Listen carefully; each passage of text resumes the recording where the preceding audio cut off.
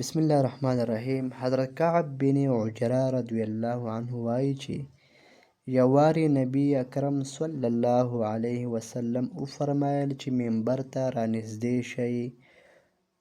مونږ ورنږدې شو. نبی صلی الله علیه وسلم د منبر په اوله پړوی قدم مبارک کېښوده، نو وی فرمایل آمین.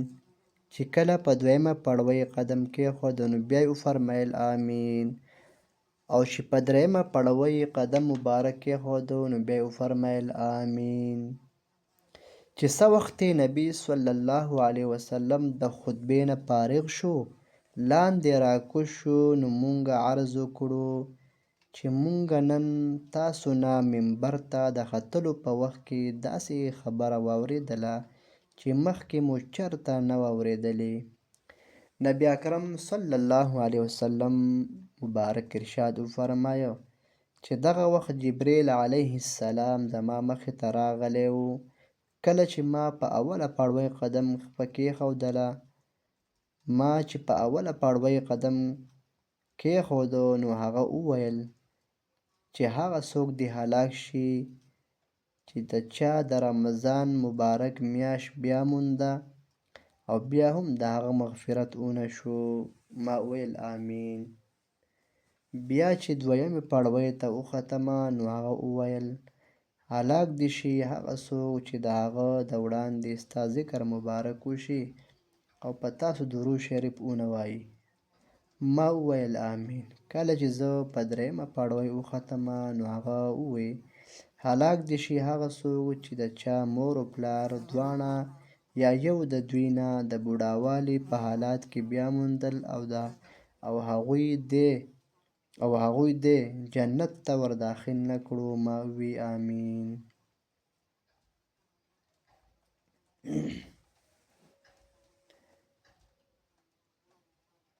ده حدیث وقال ابو هريره بمعناه وقال ابن حجر طرق كثيرة كما في المرقات.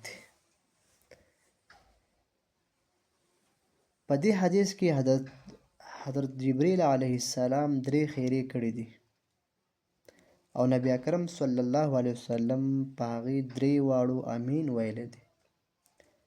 اول خو د حضرت جبریل علیه السلام په شان د مقربې فرشتې خیرې څه کمې وي چې بیا پرې د پاسه د نبی صلی الله علیه وسلم امین ویلو څومره سختې خیرې جوړې کړې.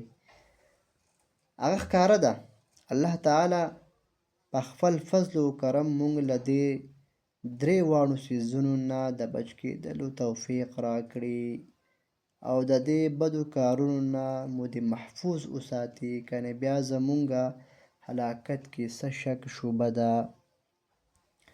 د در منصور د بعضې روایتونو معلومیږي چې په خپله حضرت جبریل علیه السلام نبی اکرم صلی الله علیه وسلم ته وویل چې آمین ووایه. اول هغه کس چې رمضان مبارک میاشت آمین ووایه، نو نبی صلی الله علیه وسلم وویل آمین، چې د دې نه نور هم زیات اهتمام معلومیږي. اول هغه کس چې د رمضان مبارک میاشت پرې تیره شي او د هغه بخښنه ونه شي، یعنی د رمضان مبارک په شان د خیر او برکت زمانه هم په غفلت او ګناهونو کې تیره شي، چې په رمضان مبارک کې مغفرت او د الله جل شانه رحمت د باران په شان وریږي. نو چې په چا د رمضان مبارک میاشت هم داسې تیره شي چې د هغه د بد عملونو او سستۍ په وجه مغفرت نه محرومه پاتې شي، د هغه د مغفرت دپاره به بل کوم وخت وي او د هغه په هلاکت کې بیا څه شک دی. او د مغفرت شکل یې دا دی چې د رمضان المبارک کارونه دي، یعنی روژه، تراویح، دا دې په ډېر اهتمام سره ادا کولو نه پس هر وخت د ډېر د خپلو ګناهونو نه توبه او استغفار کوي. هم د تراویح کوي، هم د روژې نیسي، د روژې د ادب کوي، لحاظ ساتي، هم د الله تعالی نه د خپلو ګناهونو معافي غواړي. دویم د چا دپاره خیرې شوي دي، د هغه کس دپاره خیرې شوي دي هغه کس دی چې د هغه د وړاندې د نبی کریم صلی الله علیه وسلم ذکر مبارک وشي او هغه درود شریف ونوایي.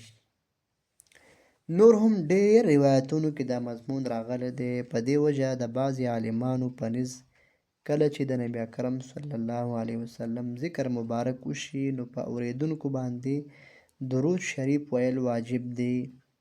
د پورتني حدیث نه علاوه نورې هم ډېرې سزاګانې د هغې کس باره کې راغلي دي چې د چا د وړاندې د نبی اکرم صلی الله علیه وسلم تذکره وشي او هغه درود شریف ونوایي.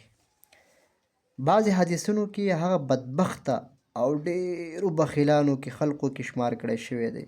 دارنګې بې وفا او د جنت لاره هیرونکې ان تر دې چې په دوزخ کې د داخلېدونکو او بې دینه پورې ورته ویلی شوي دي. دا هم راغلي دي چې هغه به د نبی اکرم صلی الله علیه وسلم مخ مبارک ونه ویني. تحقیق کوونکو عالمانو داسې روایتونه اگر چې تاویل کړی دی خو دې نه څوک انکار کولی شي چې د درود شریف نه ویونکو دپاره د نبی اکرم صلی الله علیه وسلم ظاهري ارشادات دومره سخت دي چې د هغې زغمل ګران دي. او ولې به نه وي چې نبی اکرم صلی الله علیه وسلم احسانات په امت باندې د دې نه هم ډېر زیات دي چې په ویلو او لیکلو کې نشي راتلی. د دې نه علاوه د نبی اکرم صلی الله علیه وسلم حقونه په امت باندې دومره زیات دي چې د هغې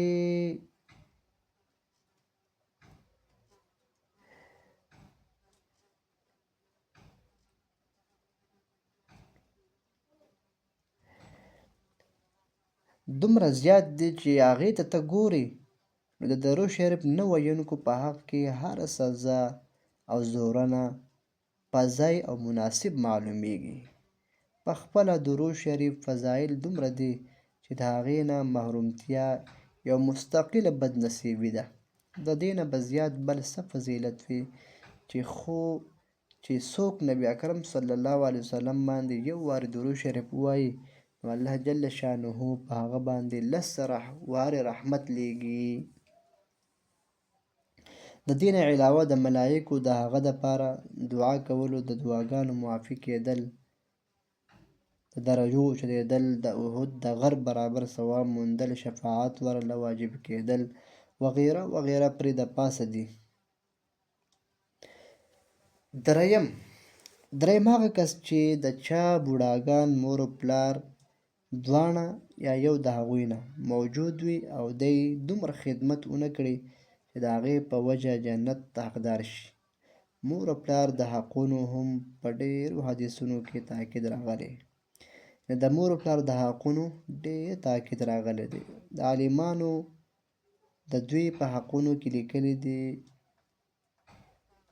چې روا کارونو کې د دوی منل ضروري دي او دا یې هم لیکلي دي چې د هغوی بې ادبي دې نه کوي، د تکبر سلوک دې ورسره نه کوي، اگر که مشرکان وي خپل اواز د هغو د اواز نه اوچتوي، په نامه دې نه بلي، په سکار کې دې د هغوی نه وړاندې کېږي، امر بالمعروف او نهي عن منکر کې دې ورسره نرمي کوي، که چېرې قبوله نه کړي نو ښه سلوک دې ورسره کوي او د هدایت دعا دې ورته کوي. غرض دا چې په هره خبره کې د هغوی ډېر عزت کوي.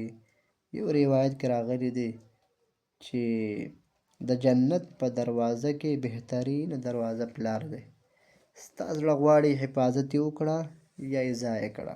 یو صحابي رضی الله تعالی عنهم اجمعین د نبی کریم صلی الله علیه وسلم نه پوښتنه وکړه چې د مور و پلار حق څه دی؟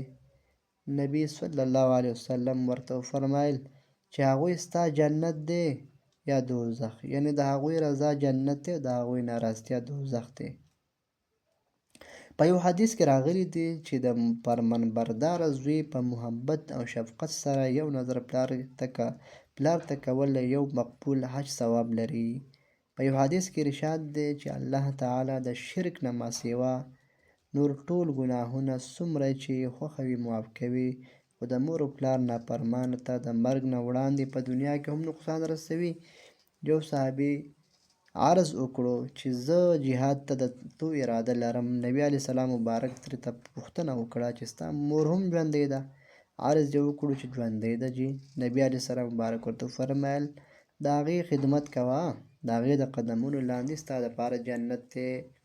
په یو حدیث کې راغلی دی چې د الله تعالی رضا د پلار په رضا کې ده، او د الله تعالی ناراضتیا د پلار په ناراضتیا کې ده. نور هم ډېر روایتونو کې د دې اهتمام او فضیلت راغلی دی. کوم خلقو چې په څه غفلت کې کوتاهي کړې ده او اوس یې مور او پلار موجود نه دي، یعنې مړه شوي دي، نو په شریعت کې د هغې پورووالی هم شته. یو حدیث کې ارشاد دی چې د چا مور او پلار به داسې حالات کې مړه شوي وي چې زوی یې نافرماني کوله، نو د هغوی دپاره د ډېره دعا او استغفار کوي، نو فرمانبردارو کې به شمار شي.